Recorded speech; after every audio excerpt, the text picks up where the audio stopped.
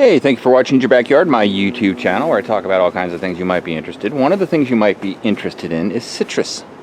Now, I've grown many types of citrus, but this is specifically about the ponderosa lemon tree, which is a very hardy variety. Now, my yard is extremely challenging for citrus because citrus does not like salt, and I have a lot of salt sprays. You can see there's a salt spray breeze happening right now. It's been very windy for the last week or so. That affects all the plants, and it hurts this plant too. And plus, there's bugs around here that are pick on citrus, leaf boring bugs. You can see I've got all those. I don't do anything to treat it. I know you can, etc. I just don't put anything on it because it still produces fruit, and I don't have to put things on it that I don't know what they do to the fruit in terms of chemicals. So, and that's my motto. I'm sticking to it. But look at these fruit. This is September, and these fruit will be prime in January. So if you get a tree, you know, as we talk about forming a fruit forest, and by the way, that's one of the missions of Eat Your Backyard, so I hope you subscribe and join the mission to make your backyard into an edible jungle where you can pick something year-round and make it a source of novelty and joy in your life. And you want to be able to think of what month the fruit will be ripe in as you select trees. So since we know this tree produces a lot of lemons, we produce lemonade from the lemons. That's what we love. Oh, so good. And it's going to be in January. Well, then, you know, when we look at the other trees, mangoes happen in different times of the year. My Tommy Atkins always comes in before my Hayden, before the Edward, etc. So there's a cadence, and that means I can fill in most of the gaps in the whole year of fruit. Star fruit intermittently. You know, you can see there's fruit up in the star fruit right now. Intermittently produces fruit, but often in December, so that's a good thing. So I mean, you can fill in the ever-bearing mulberry. Then you have these. By the way, all of these trees that I'm talking about are all available in links in the description if you want to support the channel or go and get some online. So, or you might go get them at a local nursery or get a friend who can give you a cutting. But there's a lot of options. But however you do it, let's get it started so that we can get your backyard to a place where you can eat it.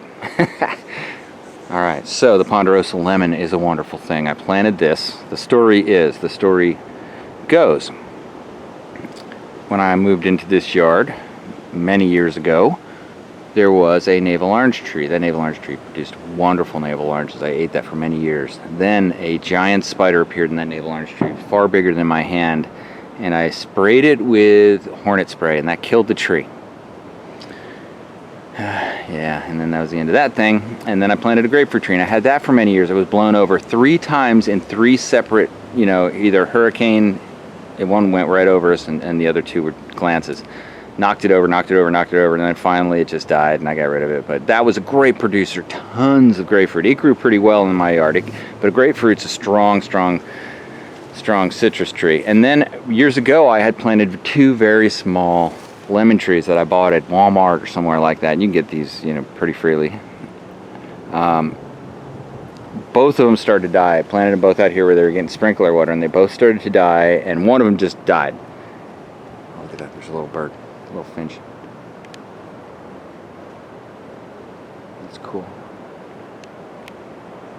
One of them died completely. The second one was on its knees and ready to bow to the death of its existence, and I rescued it. I put it there. I put it like right up by the house in the place where there was no sprinkler water, and it clung to life, and years later, here we are. This tree's probably over 20 years old.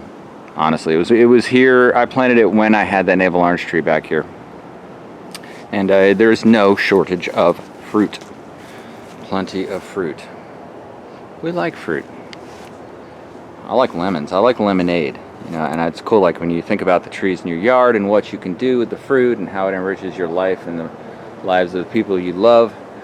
I can make lemonade. That's the thing I can do with Little Jack. We're going to do that. We do that a lot. I got to convince him to get out of here. Plant some seeds. These pumpkins growing. He wants to add he and his sister both want to add a pumpkin seed to our next What You Got Growing On series. So go check that out too if you're interested in that kind of thing on our channel. Yeah, so go ahead and get a Myers lemon tree. One thing I can say about it is it's very hardy. Second thing I can say about it is that it doesn't like salty conditions. That may not be applicable where you live. The third thing I would say about it is that it is thorny. just understand this tree has thorns, very significant thorns. So I can show you some thorns right here. Ooh, just cracked right off. Now that's the dangerous part of it, right? Because now this falls on the ground and then you're running barefoot and you get the old thorn in the foot syndrome many a time.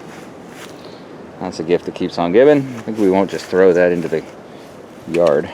So yeah, that's a part of it, but it produces these beautiful fruit. And really, I manage the thorns pretty well. I don't tolerate thorny things usually, but thorny fruit, I can almost kind of get there. I can get there, sort of.